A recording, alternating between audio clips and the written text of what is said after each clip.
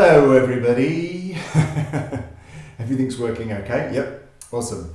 As always, this is my development diary for my potential upcoming game, Only for Survive. Yes, it looks familiar. I'll read my statement as always. This is a personal fan-made project called Only for Survive. It is inspired by Left 4 Dead, but not affiliated with or endorsed by Valve. I'm developing it purely as a design experiment and hope one day to explore an official license. There you go. So what I realised is that probably I'm developing the game and I've got all my notes and everything that I've changed in the game, and I've got a new rule book that I've just printed that's come down from this 50-page thing to now this 10-page thing.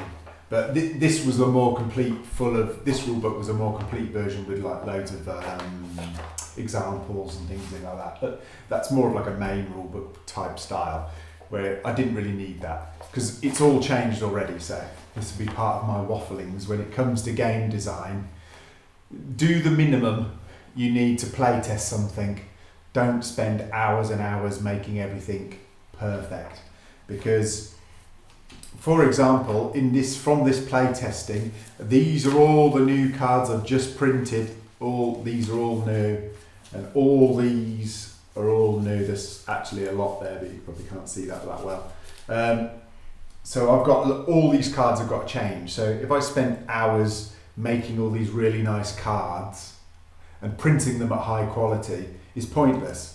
You just print them on a crappy printer and just get them done. So you can see already in all these cards, they've already got cards underneath from where it's changed. So that's why when I'm making prototypes, I often like to sleeve everything, just because I can then print a new one out, slide it in, and then, because most of the time the backs of the cards will stay the same for the prototype and things like that. So when it comes to changing stuff, don't spend too much time on it. Don't print a 50-page giant rule book when, after the first 2 play tests, you change it completely. Obviously it hasn't changed completely, but it's changed enough.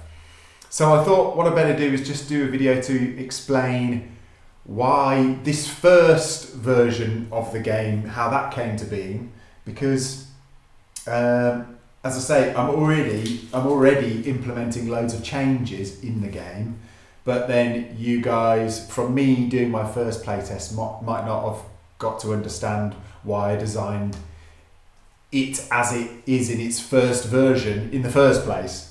And then I'm already changing it. You might not go, oh, well, why are you changing it? I didn't even understand the first iteration. So anyway, I'm just going to explain a little bit about how everything works in the game and why I designed it the way it is in the first place. So if we first talk about an important part of the game is the map tiles. Now, these are all like double-sided, and they kind of like have some graphics on them, and then they've got nodes. And then some of the nodes are special nodes, like we've got special, that's where special spawns, we've got a barricade, we've got a search node, we've got spawning nodes.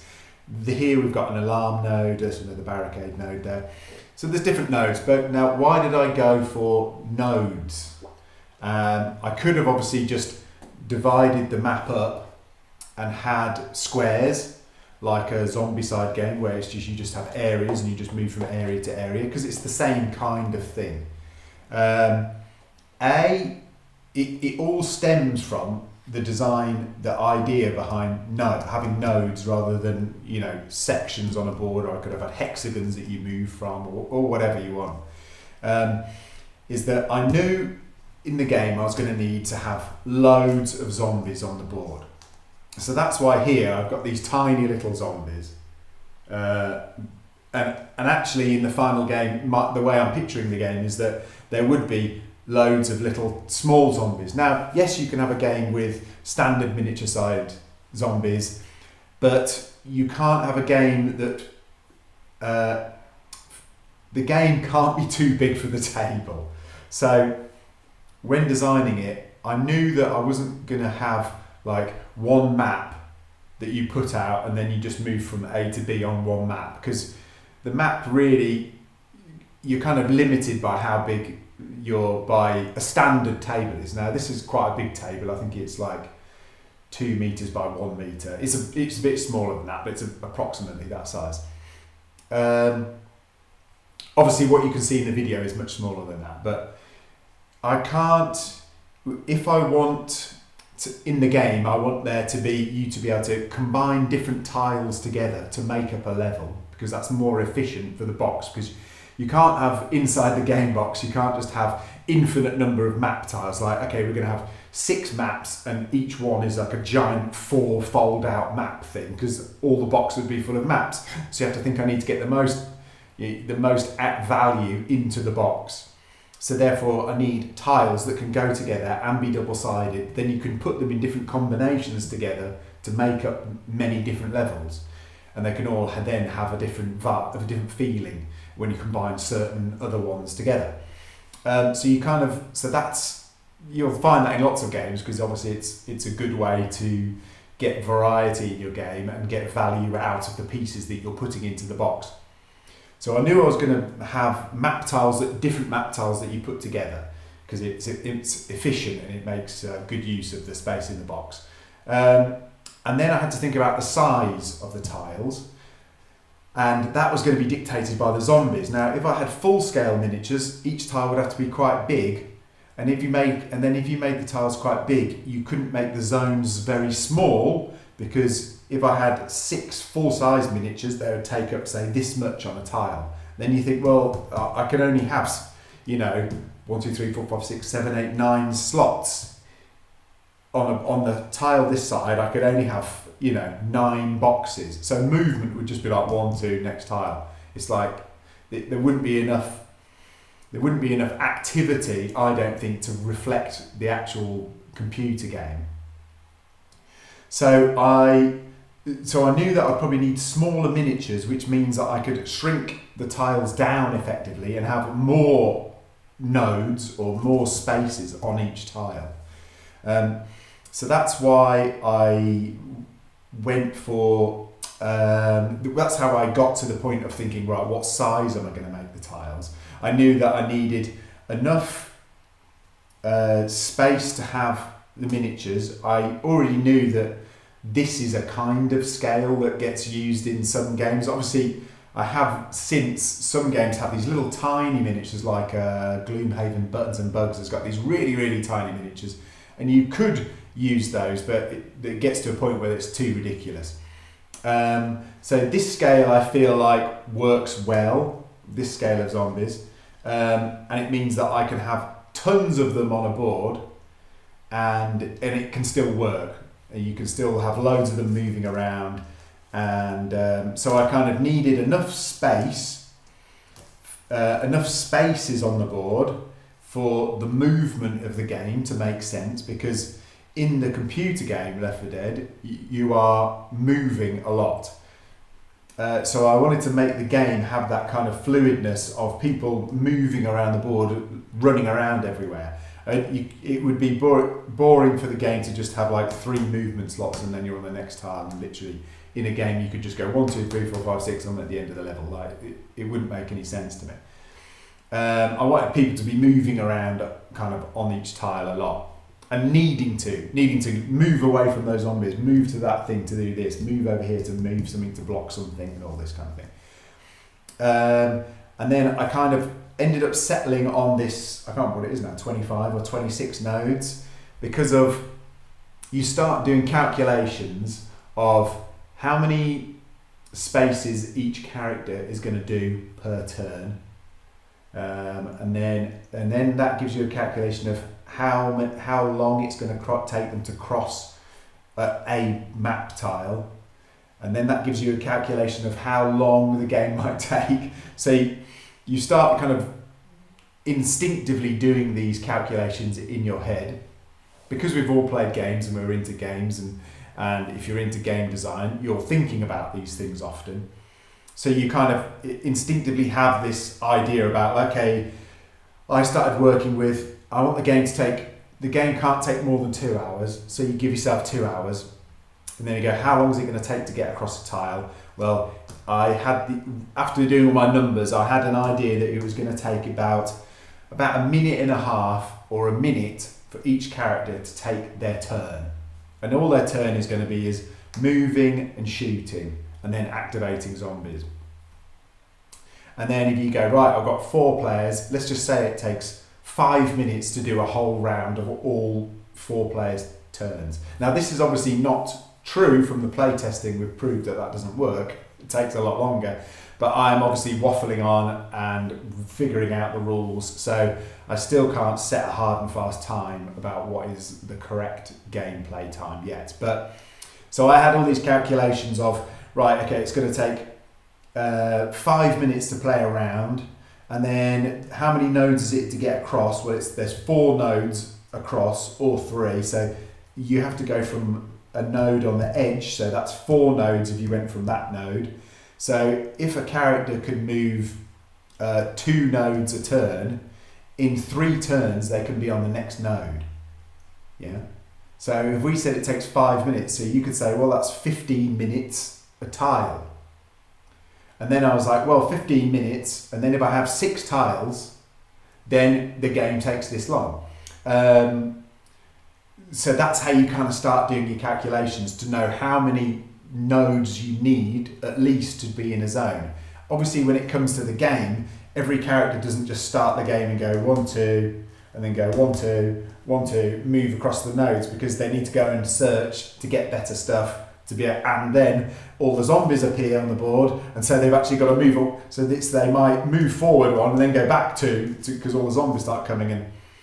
So obviously, as we've seen, played this one tile for about 2 hours, and you can see it's packed and it's full of stuff and there's lots going on. That those calculations were wrong, but you have to start with something on paper, because you can't just. You could do a system of thinking about movement and then trying to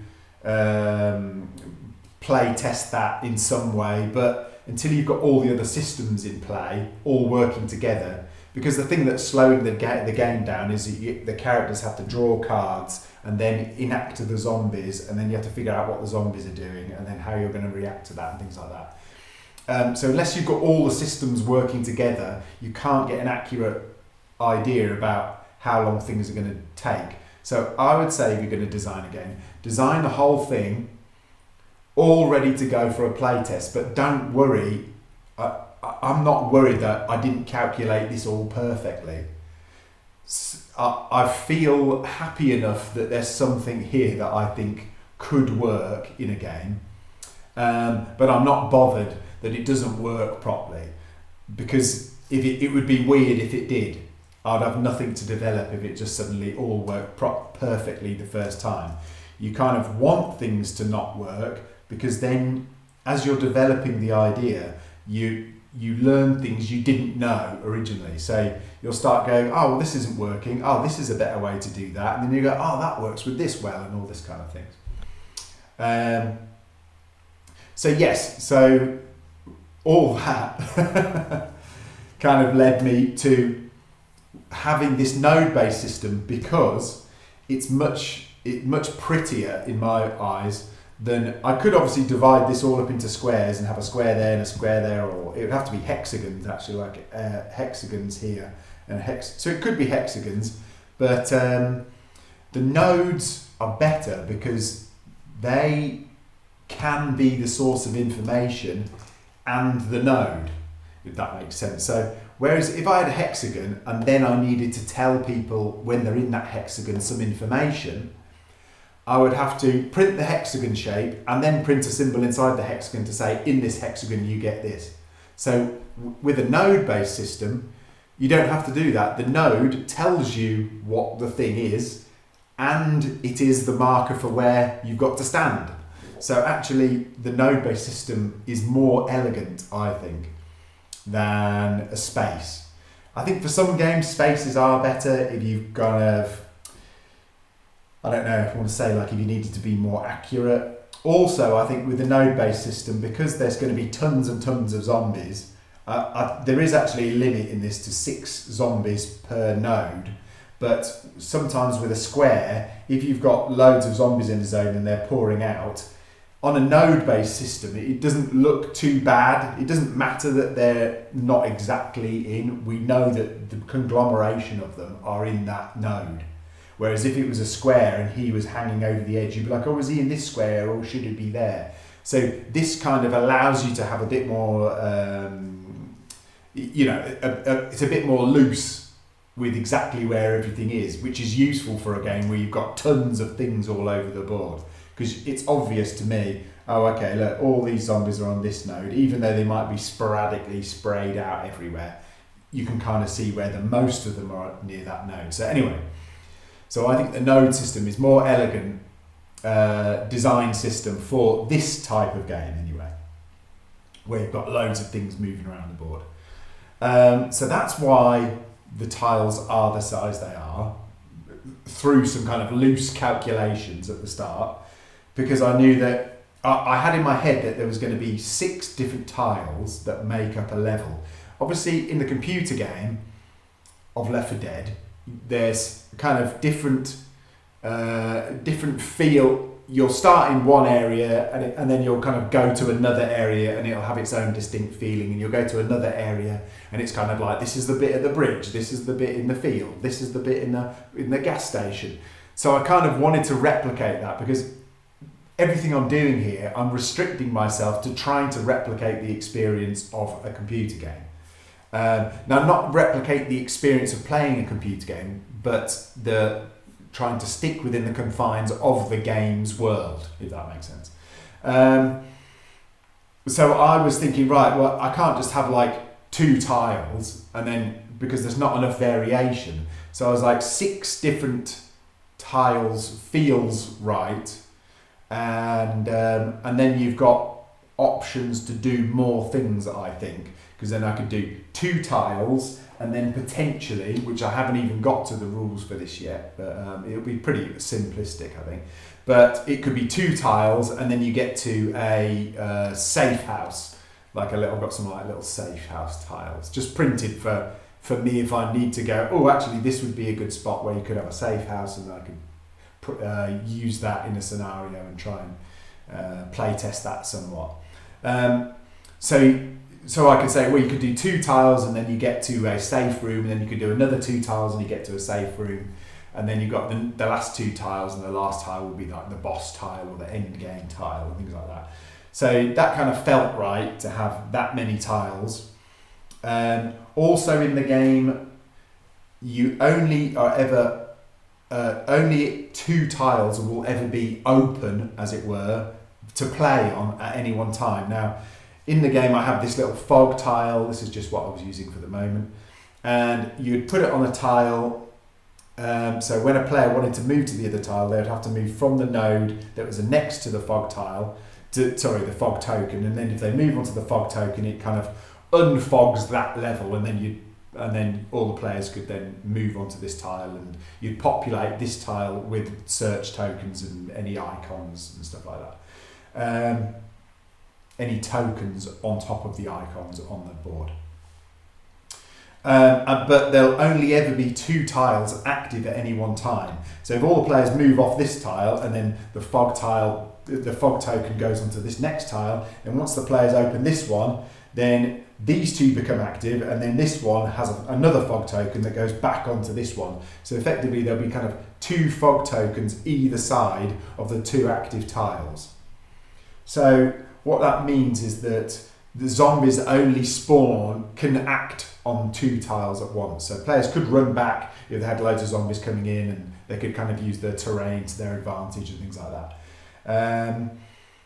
Now the idea behind that is, obviously you can't have all the tiles open and players could run all the way back to the start. And then it created problems for when zombies are spawning, like you can't have zombies spawning back here and then running across the board and all this kind of stuff.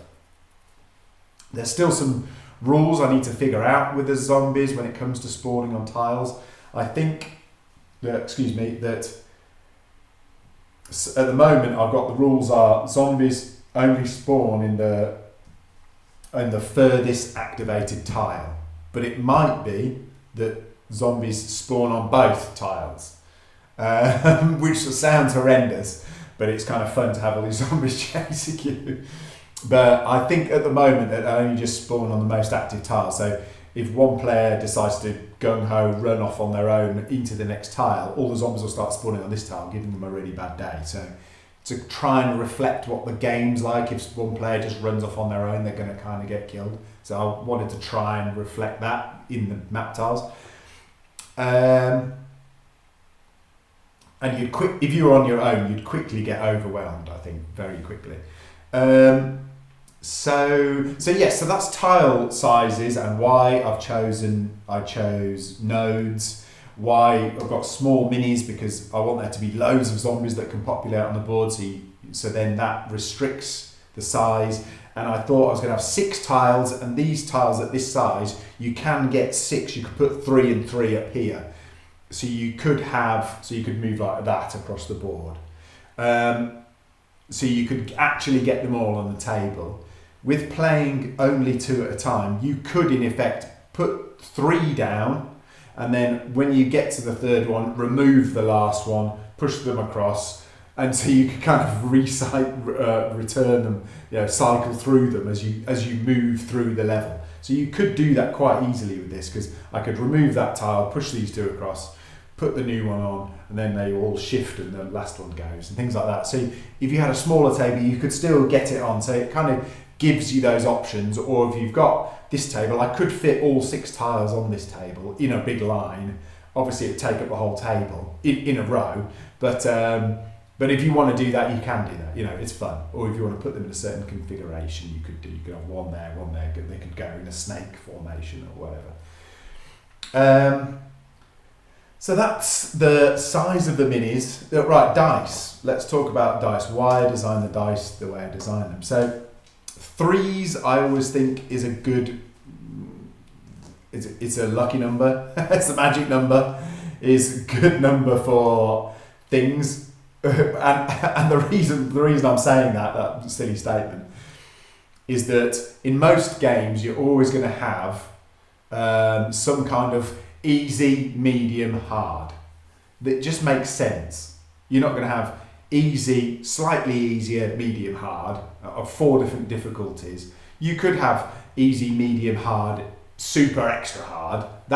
You could have that, but generally you're going to have 3 levels of things. So you're going to have I've got weak dice, medium dice, and heavy dice.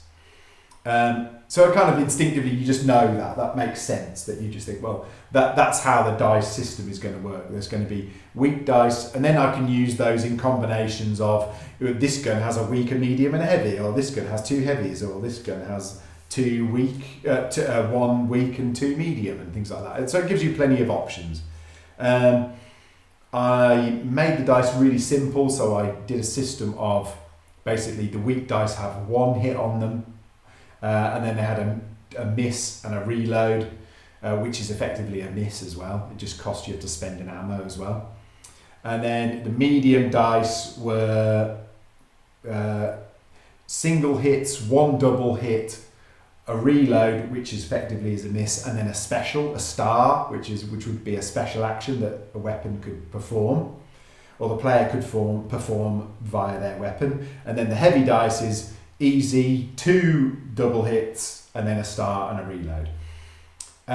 But very quickly from the playtesting, what I found is that it really wasn't strong enough. Now, when it comes to things like dice and statistics, this is where I want to say that AI is really incredible, and you should be using it, I think, in game design to do things like mathematics for you, just because it's so much easier. Because, as I say, you instinctively know, and especially with things like dice, it's obvious if I create a dice system that these dice all do 1 damage, these all do 2 damage, and these all do 3 damage. That's obviously an obvious increase that statistically makes sense. But with dice systems like this, now I've just upgraded the dice in this game. I haven't done it here at the moment. I've got to print out some stuff and make some new, just alter these prototypes slightly.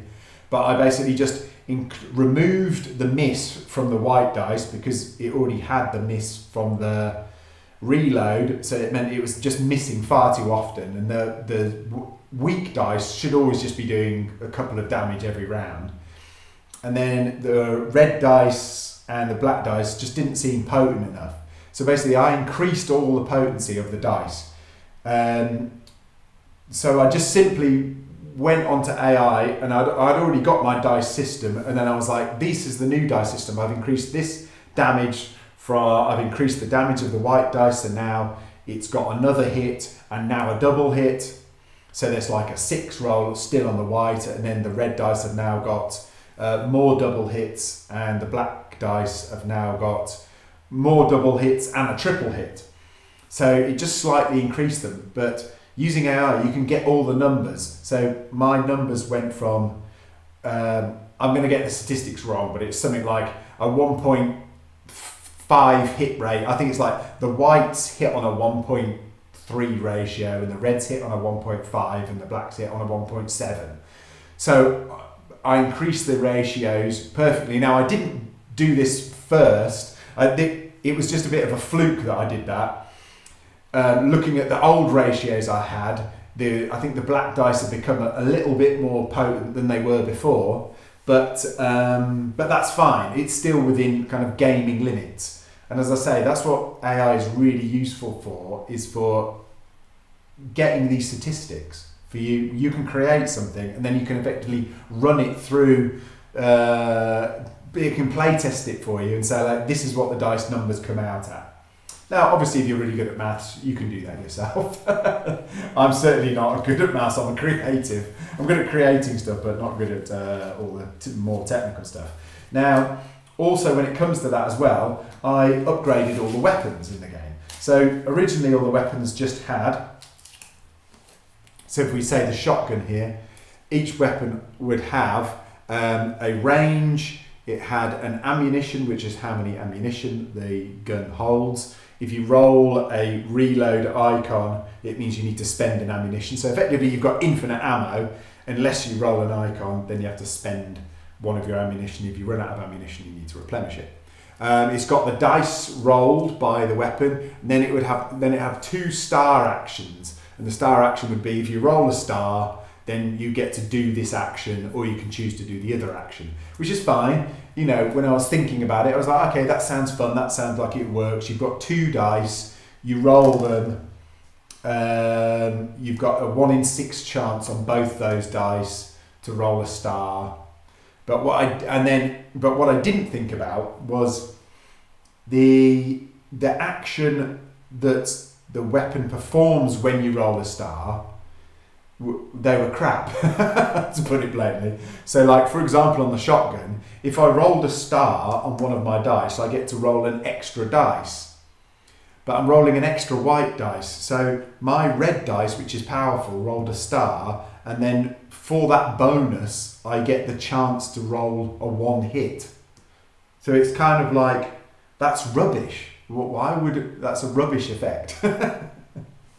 So, but it's good that this happened, because I designed it all quickly, and you think, oh, this sounds right, seems to sound right, that if you roll this star, you get to roll an extra dice. That's all sounds good. And it doesn't matter that it's wrong, because now I've developed a new system, which is better. So, for example, now, the weapons, let me see if I can find the shotgun. That's the auto shotgun. There's the pump shotgun. So now the pump shotgun, it's changed, but not by much. So obviously the dice are the same, but now we know that the dice are more potent. It's got the same ammunition, it's got the same range, but now it's got this little cog symbol. And now it does a base special action, which is, before, when you rolled a star, you got to roll an extra weak dice. Now, if you're within range 0, so if you're on the same node, you automatically get an extra dice. So now, basically, all the original gun's first starred action has become a natural special for that weapon. And then the stars are now more custom and better. So now the pump shotgun, if you roll a star, you get to roll a black dice, which is the strongest dice. And obviously they've been increased in potency as well. So you could roll a star on a red and now you're rolling an extra black. And the other action on it is got a knockback effect where it can knock back all zombies on the node. So that's kind of situational. So obviously these have still got to be play tested yet. They still might need to be increased, but obviously I've increased the potency of all the dice. So actually at the moment, they are, we still don't really know whether this is correct or not, but what I can do with the AI system is that I can put all the statistics, I put all the new weapons in, and I go, give me the statistics on all the new weapons changes. So I put all my old weapons in, and I put all my new weapons in, and now it gives me the ratios, the to hit ratios, and the kind of potency ratios of all those weapons. So now, when I first created them, I put, this is all the stats, and because, as I keep saying, that when you're designing things, you instinctively kind of know kind of what should work.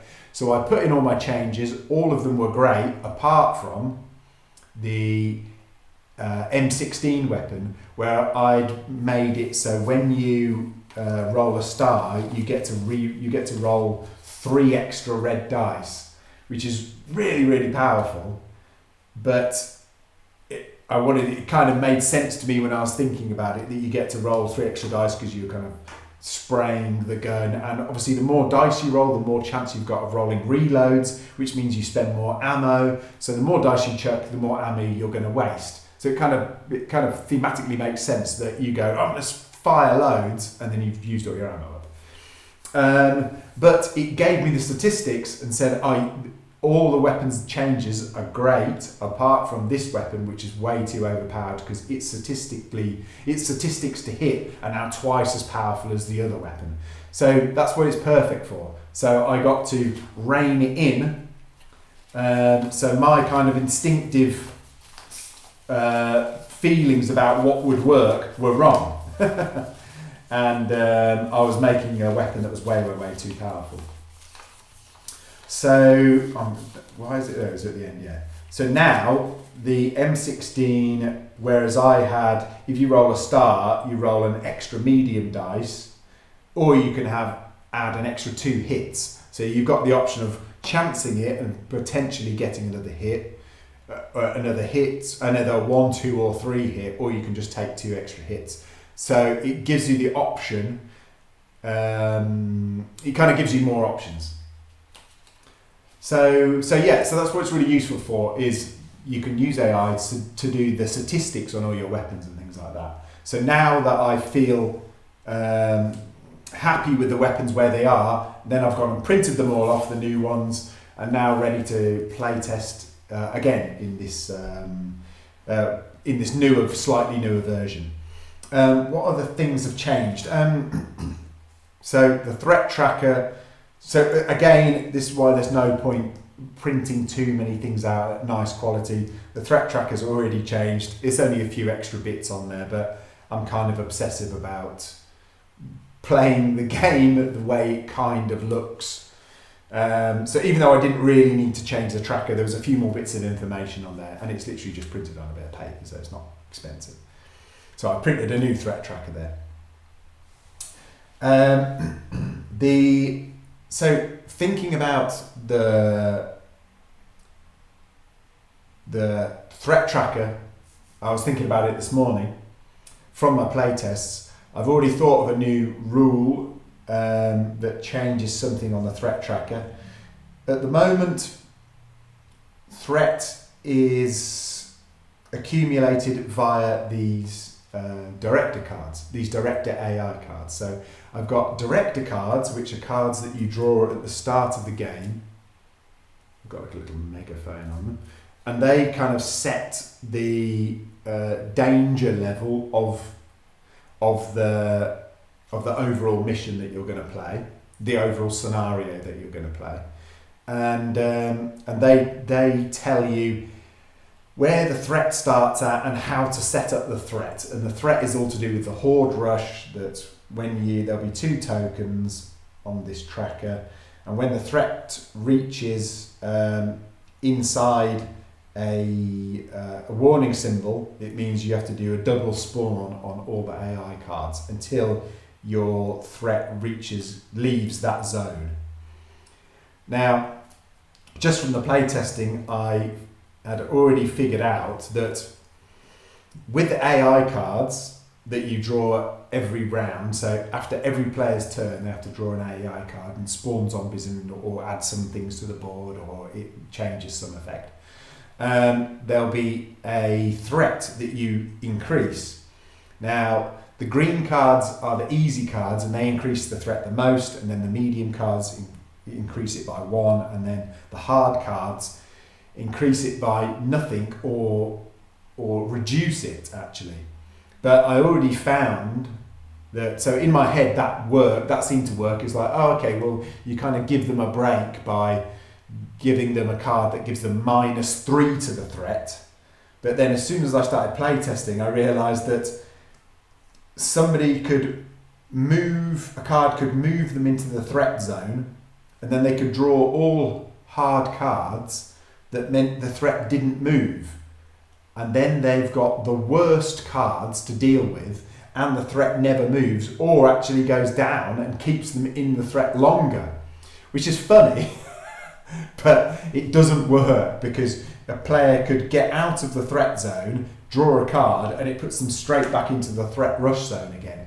So thematically, because I'm trying to replicate the game, you can't have the horde rush scene where tons of zombies run at you and then it stops and then it starts again, you know exactly the same turn, it starts again. It wouldn't make any sense because somebody could move it out and then draw a card and it puts them straight back into it again. So I always needed the threat to be moving forwards all the time, basically. I always needed the threat to be moving. So already a lot of these cards have already changed. So I've got all my new cards here that I'm going to change, refill with the new versions of them. So that's how the threat tracker worked before, is that you draw an AI card, it tell you how far to move the threat.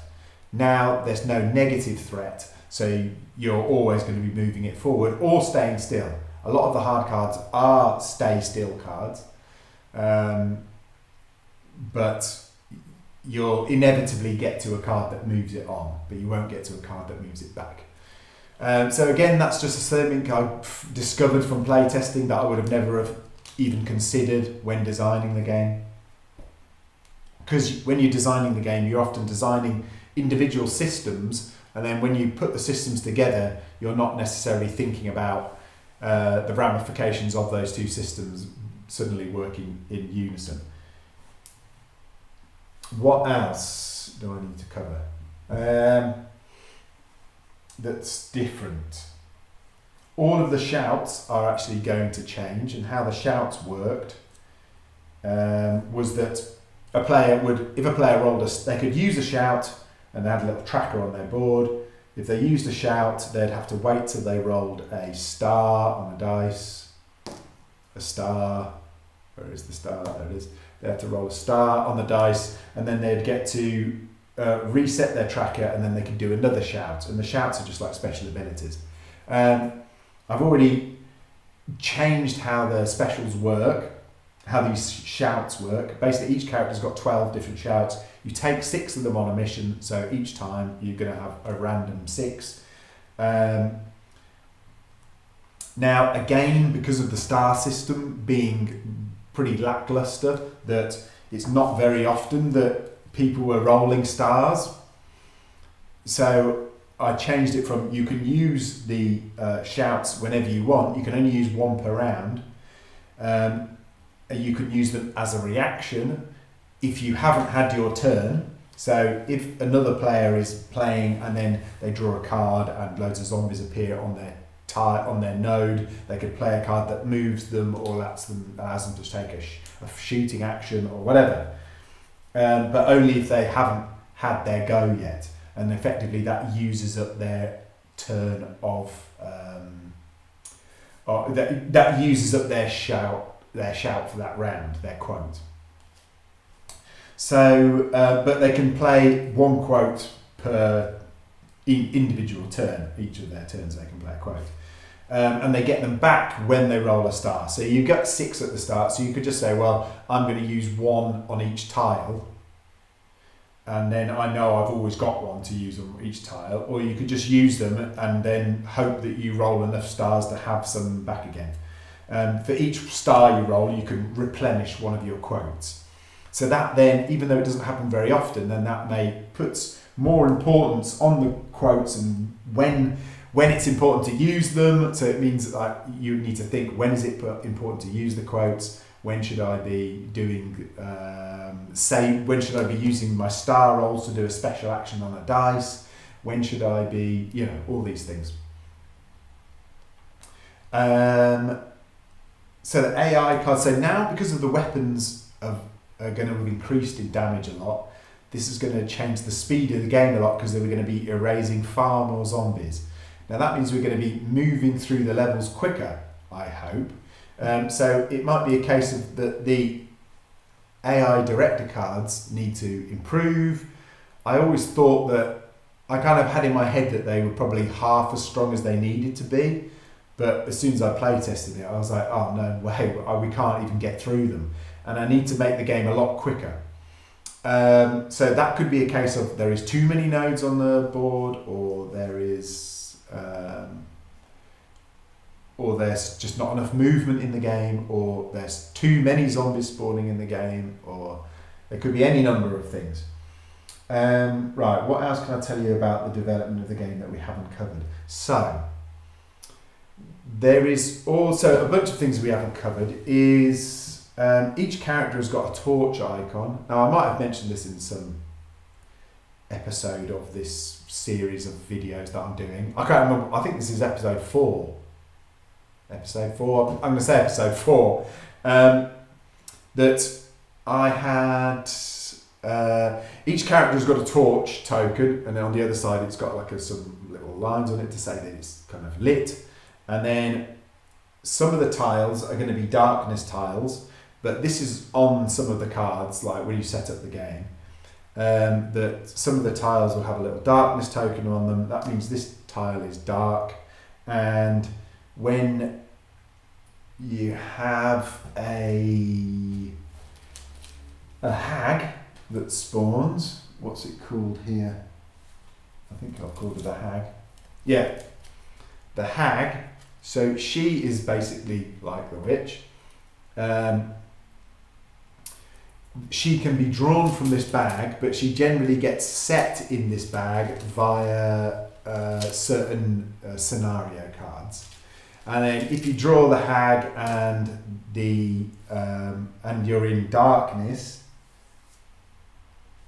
I'm trying to remember the rules now. Basically the hag works that if you're on a darkness tile and you've got your torch off, then you're -1 hit on every roll you make. So basically the whole tile is in darkness. Now you're free to turn your torch on, which removes that negative effect, but if you draw the witch, then she automatically gets set off. So there we go, that's nice. So if the flashlight is on when revealed, the survivor is downed immediately. If it's off, the witch remains dormant until disturbed, either by somebody moving onto the same node or shooting into the same node. She doesn't move unless a flashlight on occurs, or unless she gets shot that somebody shoots into their node. Now let's say that this model here is just a witch for argument's sake, and they're on a tile. Now if like a load of zombies move onto the tile, that's fine. The witch can still be dormant on that tile, but then obviously if the players shoot into that tile, you'll activate the witch and then she'll run and kill you. So I think it's a really nice way of reflecting the witch's kind of surprise, because you could go onto a darkness tile and then there's a witch in there and you're like, I'm going to turn my torch off and then I'm going to try and reveal every time, but obviously when you turn your torch off, it means that you've got a round of firing at -1 to hit. That still needs to be figured out more, but it's a nice way of having the kind of witch surprise that you could all go in with your torches off and go, search this room with the torches off, and then when you do that, you could then go, oh, we've revealed a witch, and then she would just sit there, and then you just avoid her, just like in the game. What other things might I need to tell you about? We've got the system on the board as well at the moment where when you get below 10 health, you're reduced to 1 movement. That's what these little feet icon here are for. I think that's about it for now. We've got the bag that you populate with everything. This is still staying the same at the moment with the tokens. As I say, I've got a new refined rulebook. Sorry, fleshed out, found refined rulebook that has got.